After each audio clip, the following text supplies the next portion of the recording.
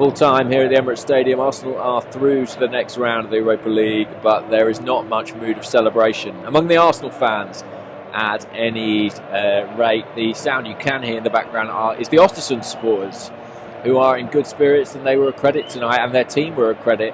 Arsenal were not, losing 2-1 on the night. A poor performance. A memorable night for the Swedish team, but you know, for them, a club of their size, to come to a club like Arsenal and pick up a result like this is an extraordinary thing. But I'm reminded of a story about my own grandfather, actually. He was a boxer, and he once fought and beat the great Sugar Ray Robinson. But when questioned about it after the fight, he said, "I didn't beat Sugar Ray, I beat his ghost." This was Sugar Ray Robinson at the end of his career, when he was not the great fighter he once had been. And I feel a little like that about this Arsenal team under Arsene Wenger. This is not the Arsenal under Arsene Wenger that Ostersunds might have imagined they would encounter.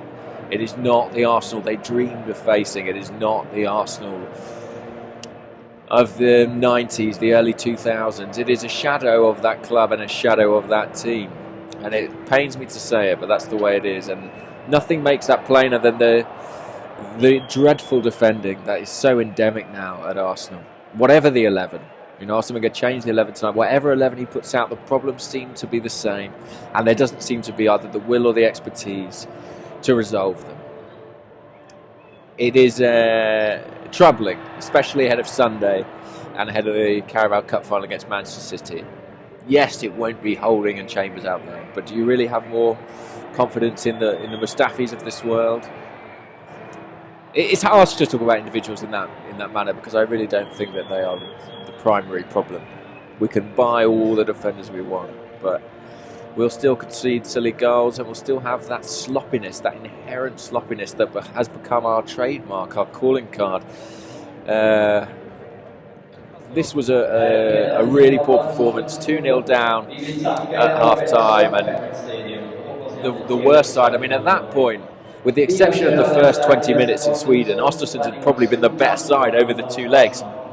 Also at that point, were it not for a David Ospina penalty save in the previous round, they would have been level in the tie. Thank God is all I can say for the Sead Kolasinac goal shortly after half-time that calmed a few nerves and sort of killed the tie. But I mean, to be honest, they still threatened and they still played with ambition and courage. Arsenal, yes, maybe minds were on Thursday, but I feel like once upon a time we would have talked about players desperate to impress, to try and win a place in the cup final team. Instead, these look like players hiding, shielding themselves, protecting themselves. In some cases, like Bellerin, maybe that's understandable. For others, less so. Arsenal are in a bit of a sorry state, and we talk about the Europa League being our best hope. Yeah, and look, Napoli went out tonight. That's probably the good news of the evening, but it's hard to see a team like ours winning the Europa League. We didn't look that comfortable against Ostersunds. Anyway, they're going to enjoy their night. I'm going to get into the warm and try and enjoy mine, but it won't be easy. Let's hope Sunday is a happier occasion. That's what really counts, after all. Cheers.